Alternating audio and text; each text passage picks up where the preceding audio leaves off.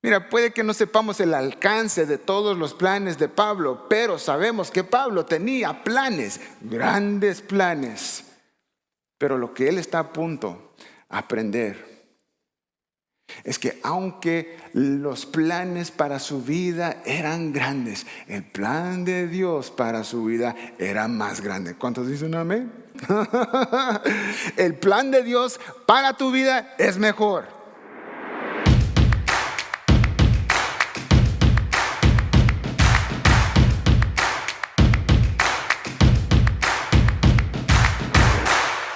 Amén, amén. Yes, saludos a toda la tribu de Stonebriar. Buenos días, ¿cómo estamos, Stonebriar? Yeah. Mira, yo encantado de estar aquí con todos ustedes nuevamente. También es encantado de poder empezar esta nueva serie de mensajes con ustedes todos juntos, que se titula Persevera como Pablo. ¿Cómo perseverar cuando las cosas no van como quieres? Eso nunca pasa, ¿verdad? Solamente a mí. Hoy estamos empezando con primer mensaje en esta serie de 5 mensajes. ¿Cómo podemos aprender a perseverar? ¿Qué sucede en tu vida cuando tus planes fracasan? ¿Qué sucede cuando tus planes fracasan y no te queda otra? ¿Por qué? ¿Has pensado? ¿Por qué es difícil poner nuestros planes en las manos de Dios? ¿Por qué nos resulta difícil? Bueno, si somos honestos, es difícil poner nuestros planes en las manos de Dios porque tenemos miedo. Miedo que si lo hacemos, Dios va a cambiar tus planes. También sentimos miedo si Dios no nos da su plan completo toda la vez. Tenemos miedo porque requiere un poco de fe. Si tienen sus Biblias, abran conmigo al libro de los Hechos, capítulo 8.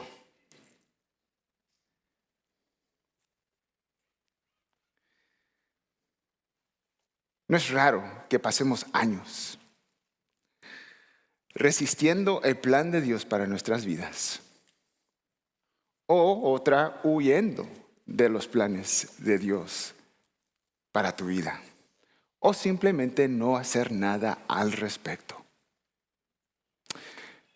Pero ¿qué pasa cuando tus planes por fin fracasan? ¿Qué pasa cuando ya no puedes huir? ¿Qué haces? ¿Cómo puedes afrontar el fracaso y encontrar el valor para seguir adelante? Eso vamos a ver el día de hoy en Hechos capítulo 8 y 9 a través de la vida de Pablo. Primero veremos el plan que Pablo tenía para su vida y también el plan que Dios tenía para su vida y la diferencia entre ambos. Entonces, mira, si tienes su Biblia, es el libro de los Hechos. Pablo tenía un plan para su vida: acabar con la iglesia. Si tiene Hechos capítulo 8, yo estoy leyendo de la Nueva Traducción Viviente, es el versículo 3. Y Saulo iba por todas partes con la intención de acabar con la iglesia. Iba de casa en casa y sacaba a rastras tanto a hombres como a mujeres y los metía en la cárcel. Oye, imagínate qué planes. Ser la persona que por final o por último acabaría con la iglesia, con el cristianismo, que ya no se mencione el nombre de Jesús en la boca de nadie. El plan de Pablo fue acabar con la iglesia. Iba a asegurarse que nadie en Jerusalén desde este momento en adelante volvería a mencionar el nombre de Jesús. ¡Wow! Oye, ¿qué planes? Mira, es difícil saber lo que Pablo conocía acerca de Jesús. Eran de hecho contemporáneos, más o menos de la misma edad. Pero para estas alturas ya Pablo tiene un buen conocimiento de quién es Jesús, quién es su iglesia, quiénes son sus seguidores. Y también las frustraciones de los partidos políticos, los fariseos y los saduceos, en otras palabras, el PAN y el PRI de México. Sus intentos de los fariseos y los saduceos de silenciar a Jesús habían fracasado. Sus esfuerzos para acabar con sus seguidores habían fracasado. Y ahora también fracasa sus intentos para silenciar por fin el nombre de Jesús. No nada más con la iglesia, sino que no se mencione el nombre de Jesús por aquí en las calles de Jerusalén. Oye, ¿alguna vez has leído la Biblia y pensaste, oye, pues ¿quiénes son estos fariseos y los saduceos? Cuando yo por primera vez empecé a leer la Biblia, pensé lo mismo. Pensé, pues ¿quiénes son estos fariseos? ¿Quiénes son estos saduceos? ¿Quiénes son esta gente? Pero después de leer un poquito más, uno hace otra pregunta. ¿Por qué tanta hostilidad por parte de estas personas contra Jesucristo? ¿Alguna vez te has preguntado esto? Si aquí fue simplemente el hecho que Jesús no les caía bien. Porque claro, todos somos diferentes, todos tenemos diferentes personalidades. No va a ser quien nos va a caer todas las personas. También no nos van a caer bien todos los cristianos, ¿verdad? Todos tenemos nuestras personalidades, todos somos diferentes. Algunos cristianos, ¿has conocido a aquel cristiano que se pone a reprender al diablo con todo? Se les quiebra su auto, el motor, y se ponen a reprender al diablo. Reprendo al diablo, no. Y yo siempre fui uno de esos cristianos que decía, pues sí, tal vez fue el diablo. O tal vez porque no le hiciste el cambio de aceite hace 7,000 millas. Tal vez sea el diablo. Tal vez reprenda tu propensidad de hacer malas decisiones.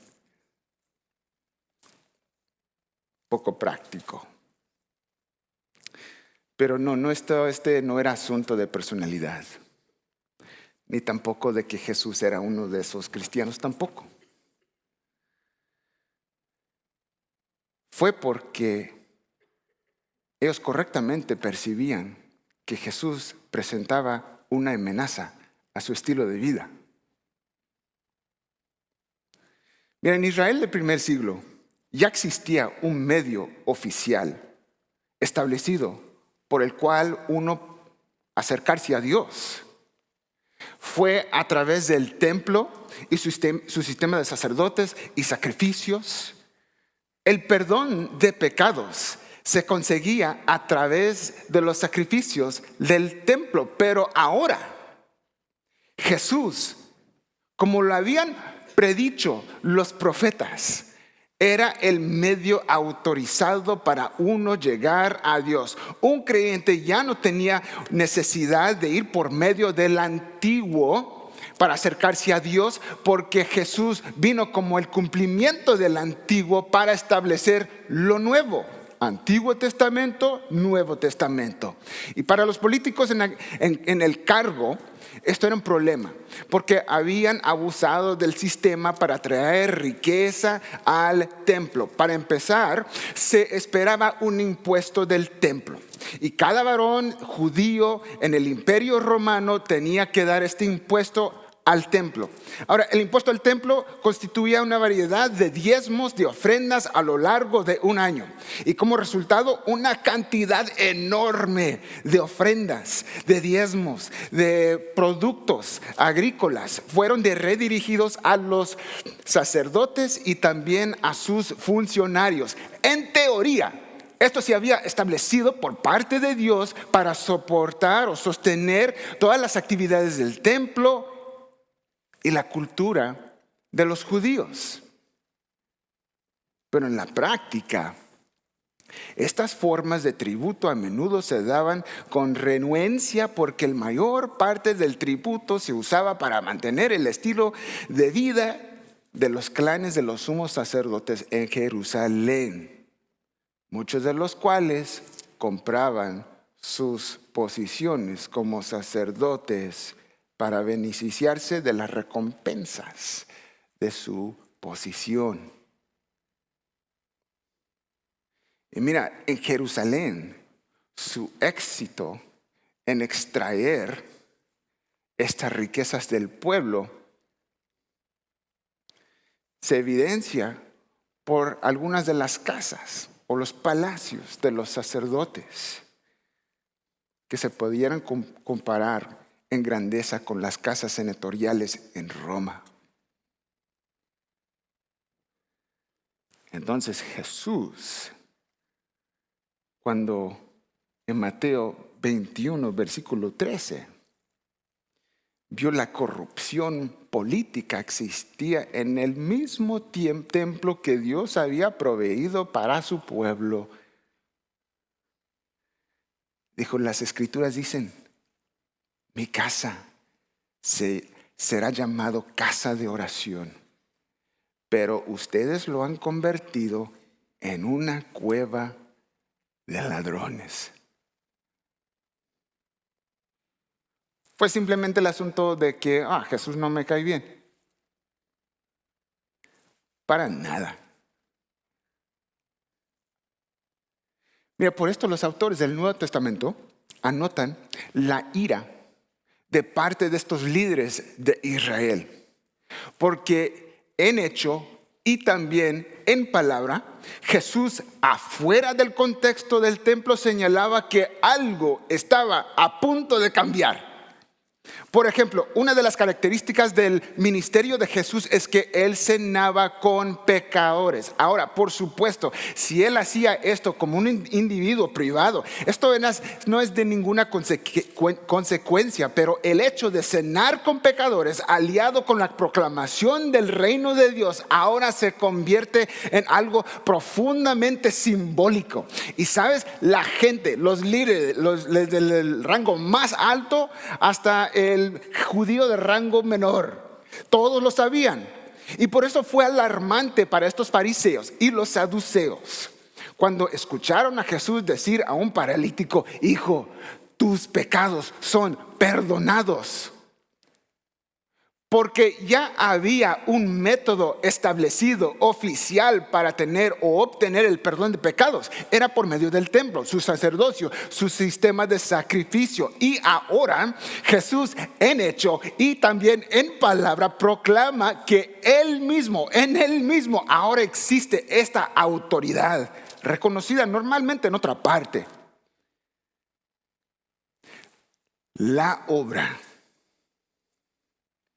La obra extravagante de amor de Dios en Jesús, el perdón de pecados, la posibilidad de uno acercarse, tener relación con Dios.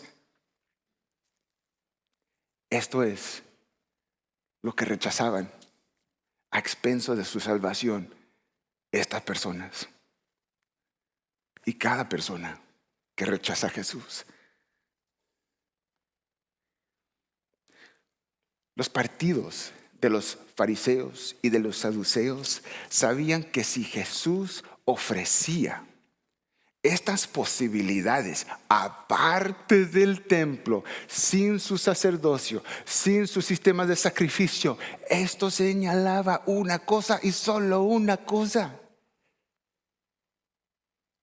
que por fin Jesús quebraría el monopolio corrupto de esta gente. Y por eso lo despreciaron. Por eso lo rechazaron.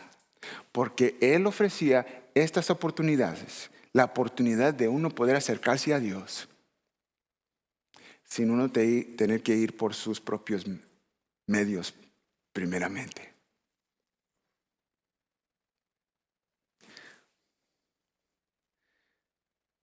Pero habían fracasado.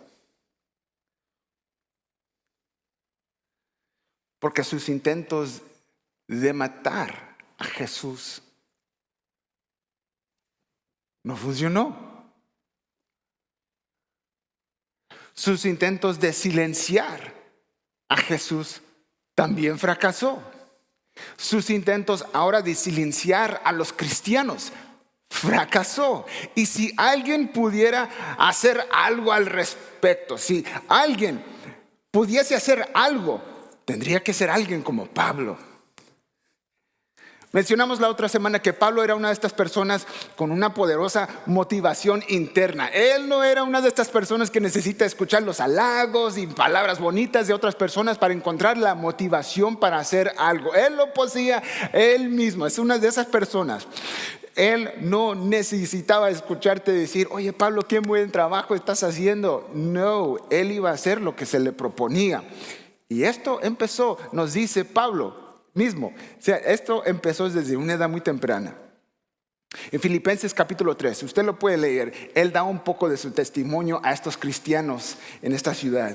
Y mira, dice, si alguien tuvo alguna oportunidad o si alguien pudiese jactarse de lo bueno, que era un judío tan bueno, entonces yo todavía aún más. Y si lees Filipenses capítulo 3, versículos 5 al 6, dice, soy un ciudadano de Israel, de pura cepa y miembro de la tribu de Benjamín, un verdadero hebreo como no ha habido otro. Óyeme, Pablo, fui miembro de los fariseos, quienes exigen la obediencia más estricta a la ley judía. Dice, era tan fanático que perseguía con crueldad la iglesia y en cuanto a la justicia obedecía la ley al pie de la letra. Hoy es una cosa que alguien diga de ti que hoy eres muy bueno para algo. Pero decirlo por sí mismo es otra cosa.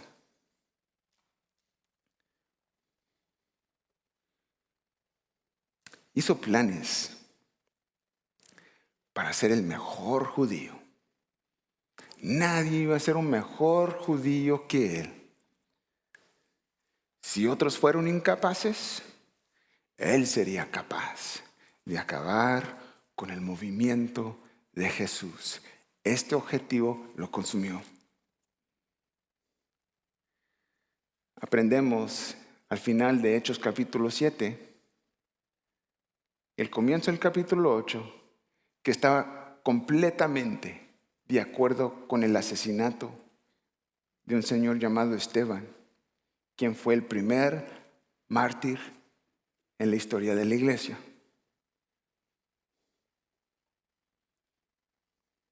Mientras lo apedreaban a este señor, Pablo estuvo ahí. Mira, dame tu saco. Mira, yo te lo sostengo. Yo te lo cuido aquí. Hechos 8, versículo 3, dice, iba de casa en casa. Y Saulo iba por todas partes con la intención de acabar con la iglesia. Iba de casa en casa y sacaba a rastras, tanto a hombres como a mujeres, y los mentía en la cárcel. En el idioma original describe más bien no de ir casa a casa, sino entrar casa a casa. No es el hecho de ir respetuosamente, tocar la puerta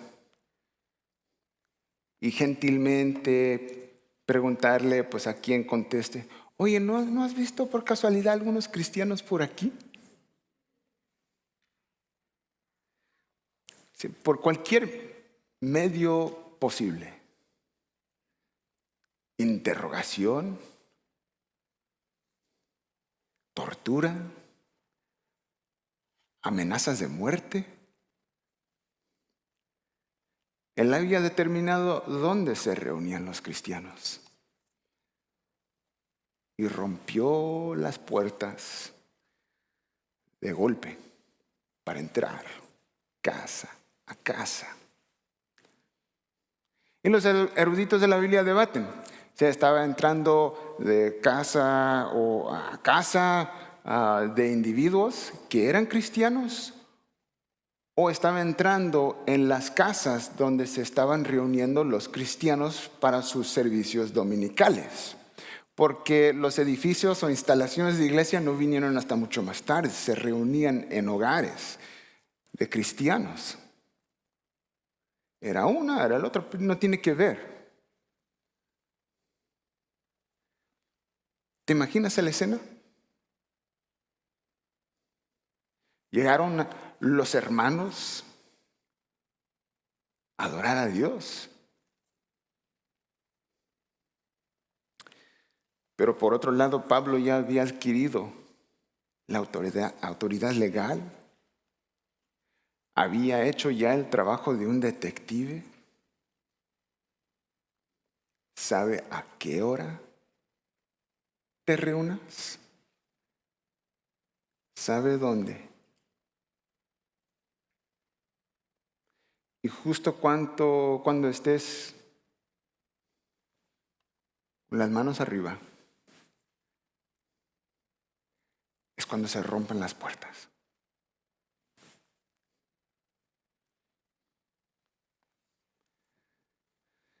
Dice que sacan a rastras. ¿Te puedes imaginar? Nuestros hermanos, nuestras hermanas en Cristo. Empezar a gritar, aterrorizados. Y los soldados entran rápidamente, sacan a rastras a la gente, pues que de los pelos, de su ropa, de sus manos o sus pies.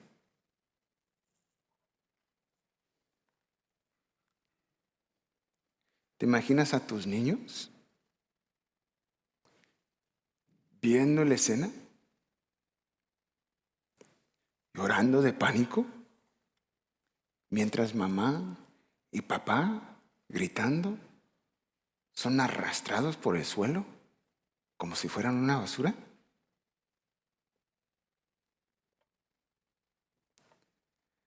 Para después ser encadenados afuerita y ser el desfile vergonzoso desde la casa o desde la iglesia hasta la cárcel, en las calles de Jerusalén.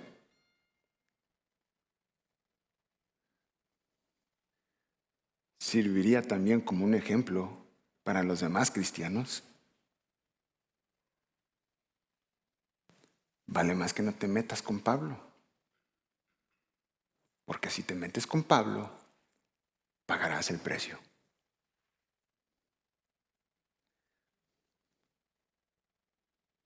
Pablo había dividido su plan. Si nos ponemos a ver aquí en el versículo 3 del capítulo 8, había dividido su plan en 3 objetivos concisos y factibles. Número 1, entrar de casa a casa donde se encuentran los cristianos. Número 2, sacar arrastrando a los cristianos. Número 3, ponerlos en cadenas. Mira, por esto durante este tiempo de persecución en la iglesia aquí en Jerusalén, muchos de los cristianos decidieron irse de Jerusalén. Dejaron sus bienes, dejaron sus casas, dejaron sus vidas atrás y se fueron al norte huyendo a Samaria, unas 150 millas al norte. Pero no tan fácilmente se escaparían. Porque lo que Pablo había hecho en las iglesias en Jerusalén, él ahora hará en las iglesias o donde se están escondiendo los cristianos en Samaria. Si tienes tu Biblia, es el capítulo 9, el versículo 1 al 2, y dice: mientras tanto, Saulo pronunciaba amenazas en cada palabra y estaba ansioso por matar a los seguidores de Cristo del Señor. Así que acudió al sumo sacerdote, es como ir al juez.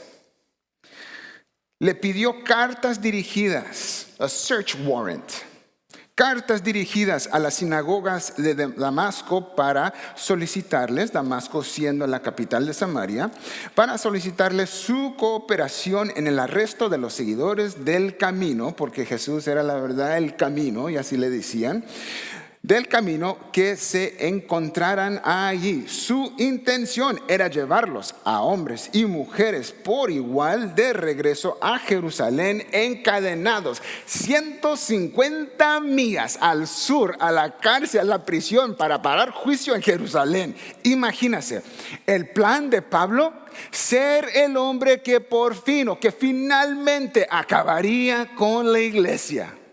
¡Wow! Pero mira, deberíamos entender algo aquí, que Pablo no pensaba que él estaba haciendo algo malo, él pensaba que lo que estaba haciendo era algo bueno. Mira, así como ninguno de nosotros empezamos creyendo que estamos haciendo algo malo, pero todos sabemos lo que es hacer los planes para nuestras vidas sin ponerlas en las manos de Dios, para después admitir, solo después de encontrar nuestros planes frustrados, que no habíamos tomado en cuenta a Dios en primer lugar. Incluso mira, los planes correctos con los motivos equivocados te pueden llevar a un lugar equivocado. Me acuerdo de algunos años cuando todavía trabajaba como asesor financiero. Pues ya a cierto punto tuve un poquito de éxito, una medida de éxito. Y no digamos, si viendo hacia atrás, no digamos que fue un gran éxito que tuve. Ni tampoco el mejor éxito que un asesor puede tener.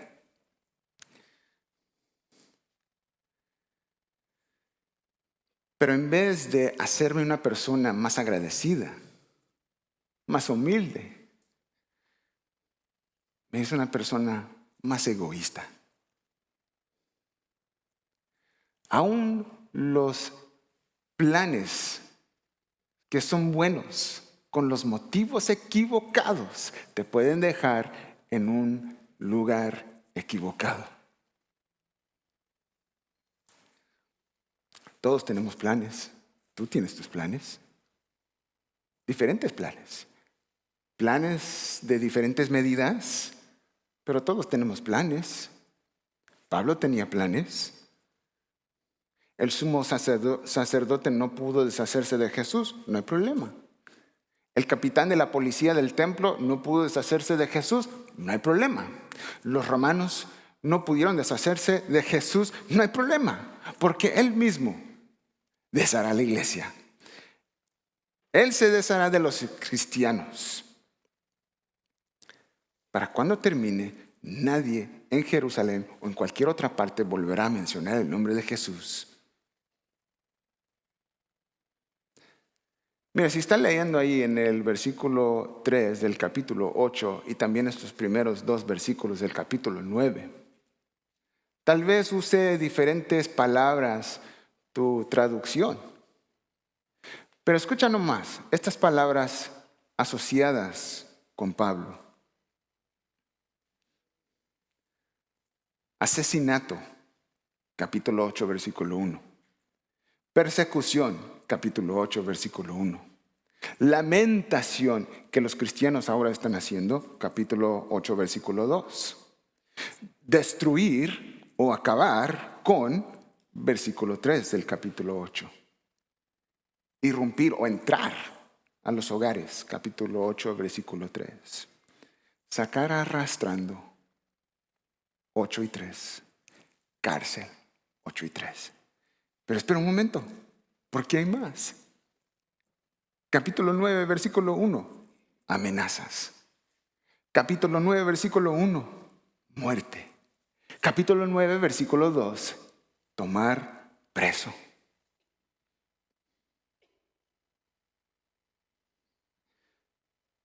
Pero mira, la naturaleza del ser humano nos dirá que esto probable no es el objetivo final. Porque rara la vez las cosas que hacemos es el objetivo final. El objetivo final es cosechar o beneficiarse uno de las cosas que uno hace. Y realmente no sabemos qué estaba en el corazón de Pablo, en su mente.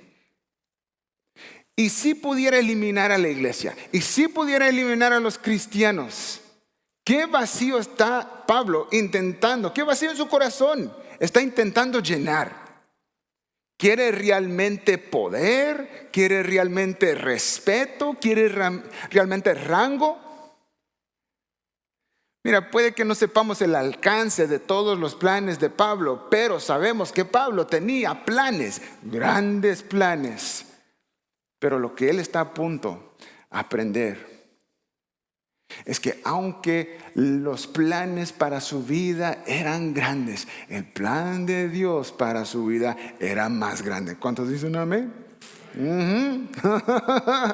El plan de Dios para tu vida es mejor. Stonebriar, espero que escuchemos lo que las palabras de Dios nos está diciendo. Todos tenemos planes, motivos que los impulsan, cosas que buscamos por medio de cumplir con nuestros planes. Todos tenemos planes. Podrías estar tratando o intentando de construir algo significativo con tu vida, pero Dios te quiere dar una vida significativa. Mira, Dios quiere que veamos la mentira que el mundo, que Satanás siempre ha transmitido a los seres humanos. Adán y Eva, si tan solo pudieran comer el fruto de ese árbol, ustedes serán como Dios. Finalmente serían algo significativo. En Génesis capítulo 11, cuando están construyendo la torre de Babel, vamos a construir esta torre para que nuestro nombre sea famoso. Entonces serás alguien significativo. Pero la palabra de Dios te quiere dar a entender que no es las cosas que tú haces que hacen tu vida significativa. Mira, lo que hace tu vida significativa, mira, te la quiero leer. Se encuentra en Génesis capítulo 2, versículo 7. Entonces el Señor, Dios, formó al hombre del polvo de la tierra y sopló en su nariz el aliento de vida, y fue el hombre un ser viviente. ¿Te estás dando cuenta? ¿Te estás dando cuenta? Que las cosas que tú haces no son las cosas que le dan significado a tu vida. El que le da significado a tu vida es Dios. Es el hecho que Él te hizo. Es el hecho que Él te creó porque quiso, en amor, porque Él quería que tú existieras. Pablo tenía un plan para su vida: acabar, destruir a la iglesia. Lo que hizo en Jerusalén, ahora simplemente lo hará en Samaria, unas 150 millas al norte. Pero mira, si tienes su Biblia, es el versículo 3, este no está en la pantalla, del capítulo 9 de Hechos. Lo que pasa es que Pablo, al acercarse a Damasco, la capital de Samaria, para cumplir esa misión de acabar con la iglesia, una luz del cielo de repente brilló alrededor de él. Y Saulo, ahorita vamos a decir un poco de eso, cayó al suelo y oyó una voz que le decía: Saulo, Saulo. Cariñosamente, por si acaso no escuchó la primera vez: oye, Joseph,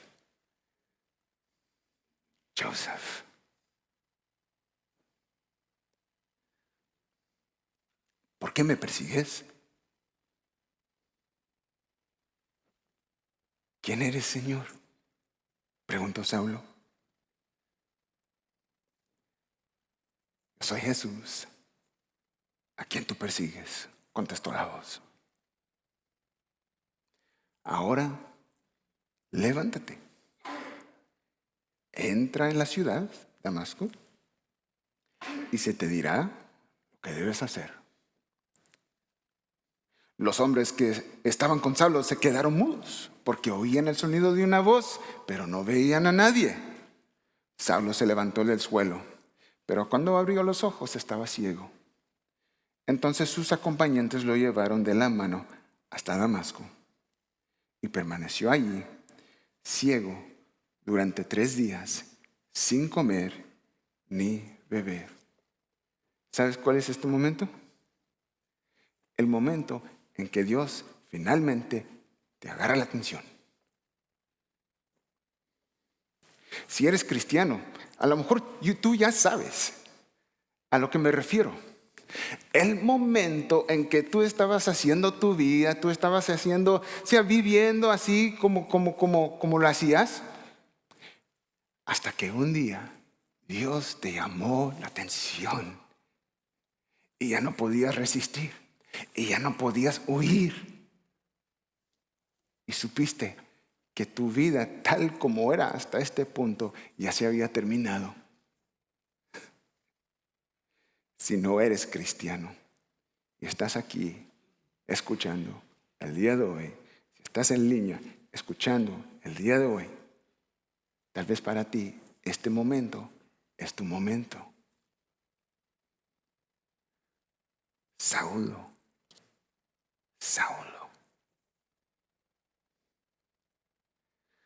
Ahora Jesús ha aparecido enfrente de él. Se ha dado cuenta que así como dijeron los cristianos, él no estaba muerto, él estaba vivo.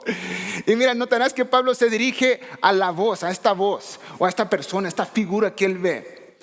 Se refiere a esta persona como Dios, pero con su pregunta, ¿quién eres? Representa el hecho de que él verdaderamente no conoce a Dios.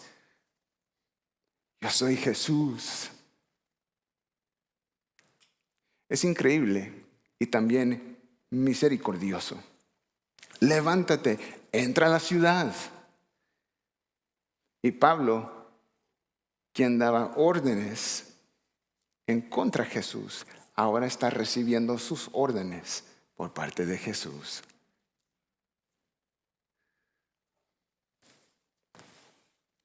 Versículo 10. Este sí está en la pantalla, mira. Ahora bien, había un creyente en Damasco llamado Ananías, y el Señor le habló en una visión. Lo llamó Ananías. Sí, Señor, respondió.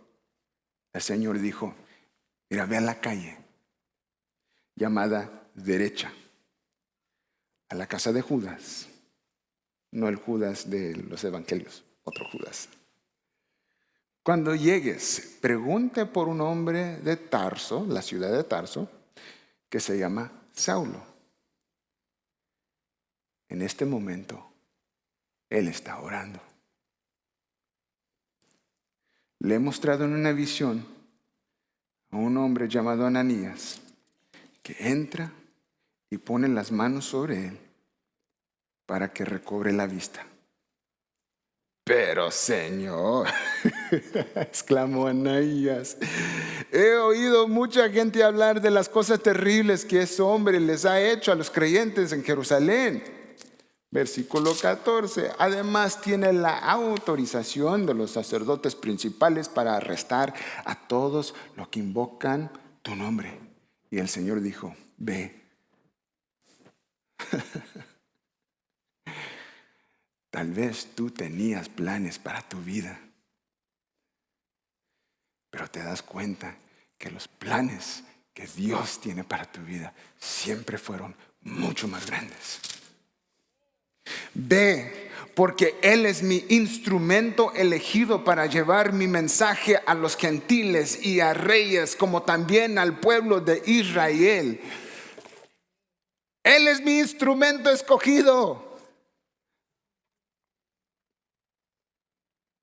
Y si nadie te lo ha dicho en mucho tiempo, tú también lo eres. Tú eres un instrumento escogido, elegido por Dios ¿En algún momento alguien te lo ha dicho? Y si no, escúchalo por primera vez. Pablo hizo sufrir a otros por el nombre de Jesús. El versículo 16. Y le voy a mostrar cuánto debe sufrir por mi nombre. Ahora él sufrirá por el nombre de Jesús.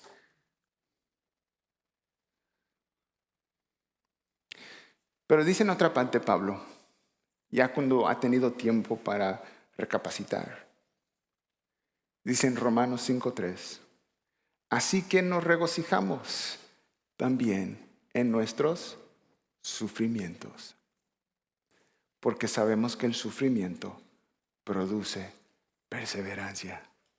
Persevera como Pablo.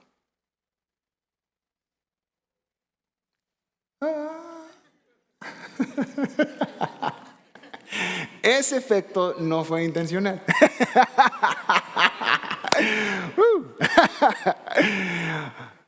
Tal vez tú tenías planes para tu vida, pero quiero decirte que los planes que Dios tiene para tu vida son mucho mejor.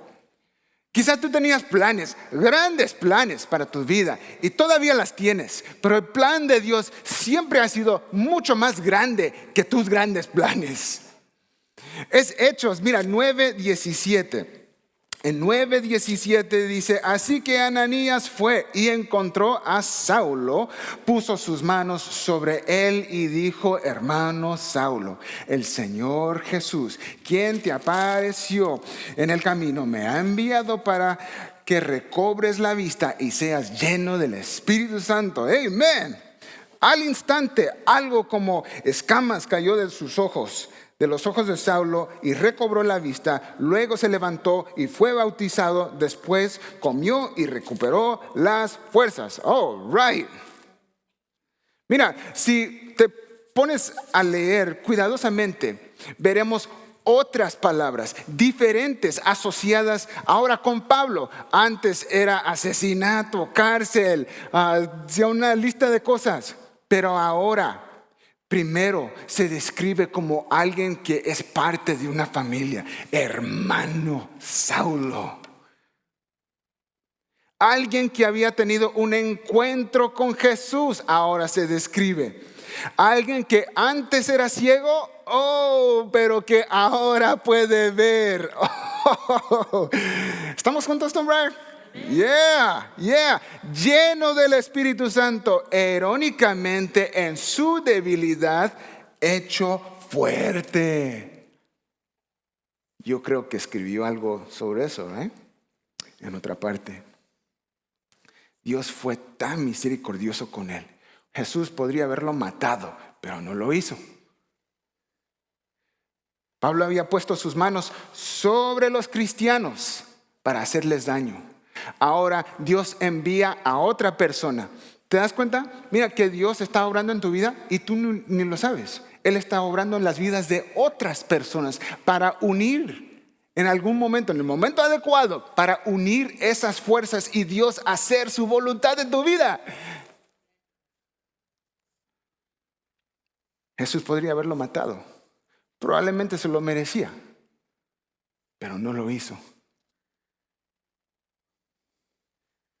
Al principio de esta escena, Pablo está ciego, pero ahora puede ver.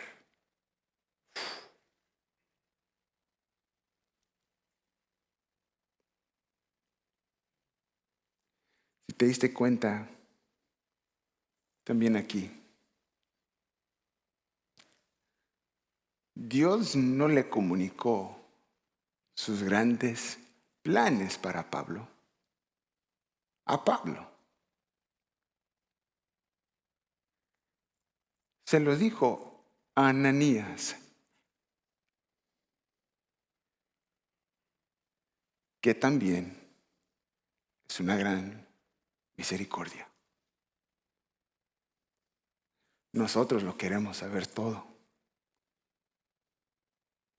Como decía mi entrenador de boxeo, todo en un cantazo.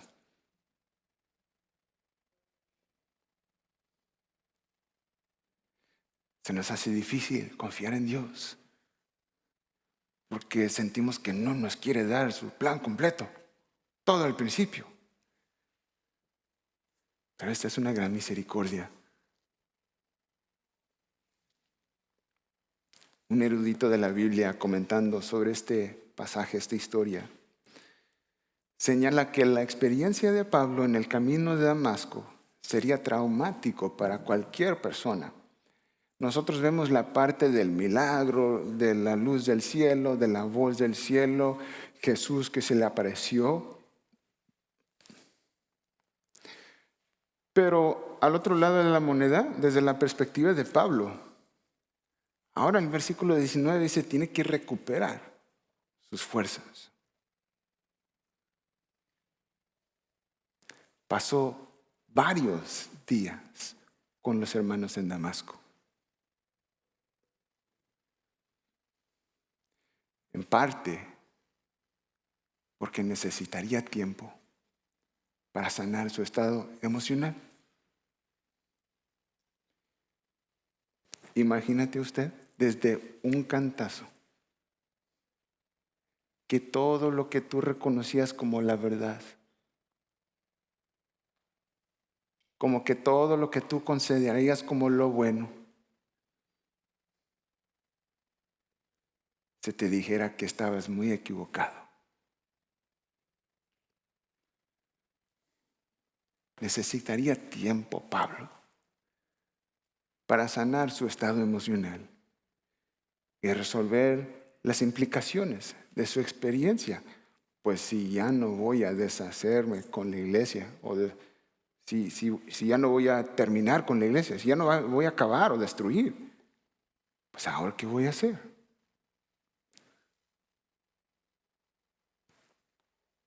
Para empezar, mira, Pablo tenía que procesar el hecho de que Jesús, que él pensaba estaba muerto, estaba vivo.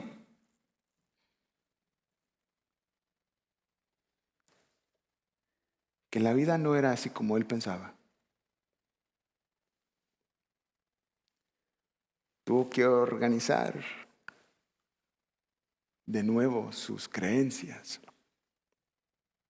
lo que creía acerca de Jesús, cómo entendió las escrituras, cómo Dios estaba orando en el mundo y también su propia enseñanza. Y esto tomó tiempo.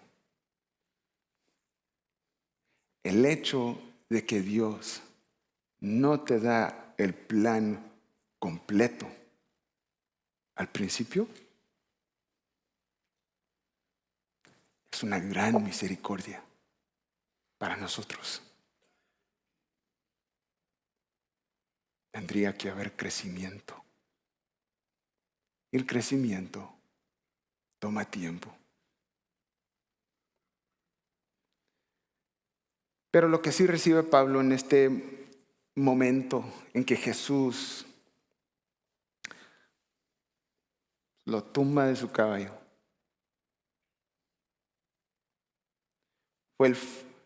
fueron los fundamentos de su nueva fe cristiana. Comenzando que con wow, es verdad. Él no es algo de fantasía, de las imaginaciones de la gente. Es de verdad.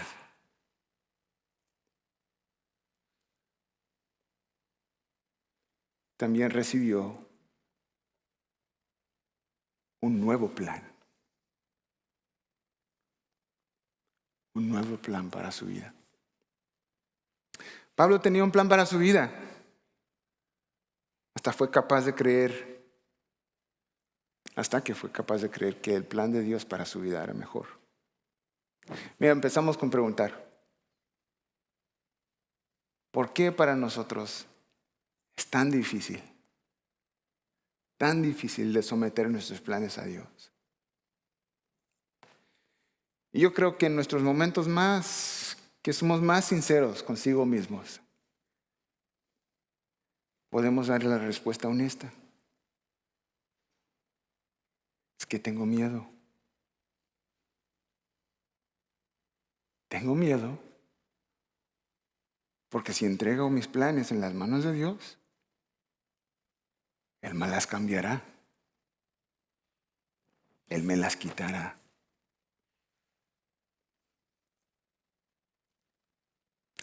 Tenemos miedo porque Él no nos da todo el plan completo al comienzo. Y tenemos miedo porque requiere un poco de fe.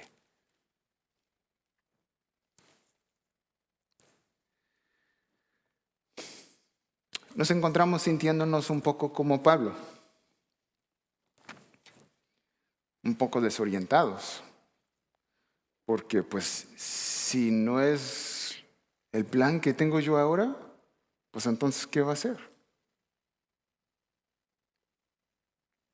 Y nos cuesta un poco. Pero los grandes planes que tú tienes para tu vida, sepa que los planes de Dios son aún más grandes.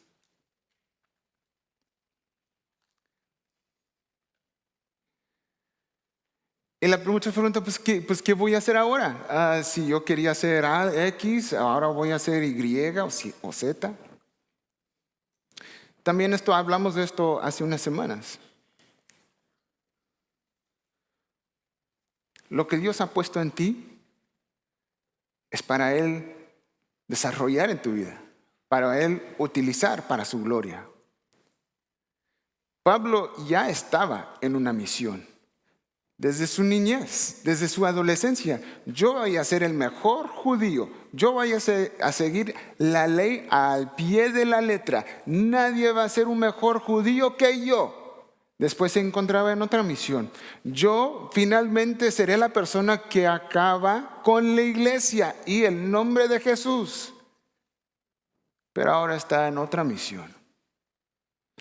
Dios usó todo de él. Así como Él lo había hecho, así como Dios te ha hecho a ti, Dios usó todas esas mismas cosas para reorganizar sus prioridades. Y es lo que quiere hacer Dios en ti, para que tú puedas perseverar, así como Pablo. Póngase de pie conmigo.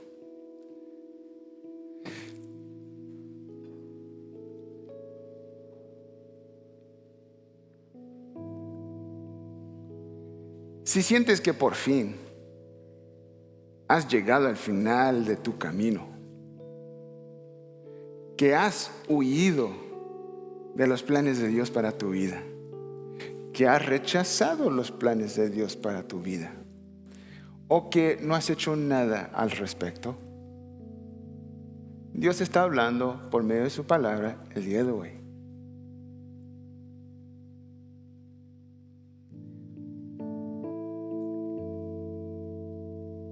Tú tenías planes, aún los tienes, grandes planes. Pero los planes de Dios siempre han sido mucho más grandes de lo que tú te imaginabas. Oremos. Señor, te damos gracias. Tal vez uno de mis hermanos aquí, mis hermanas, han llegado al final de su camino y ya están cansados de huir. Están cansados de rechazar. Están cansados de ser nada al respecto, Señor. Especialmente para ese hermano o esa hermana, pedimos ahora mismo que tú, así como Pablo, así donde lo encontraste, en aquella casa, en oración, que tú envíes un Ananías. Si este momento es el Ananías, Señor, que sea este momento para recordarles que Dios te quiere llenar de su Espíritu Santo, que Dios todavía no ha terminado contigo. Que a lo mejor tú te diste por vencido, pero a Jesucristo nadie lo vence. Haz tus planes, tu propósito en nuestras vidas, en mi vida, en esta iglesia, Señor.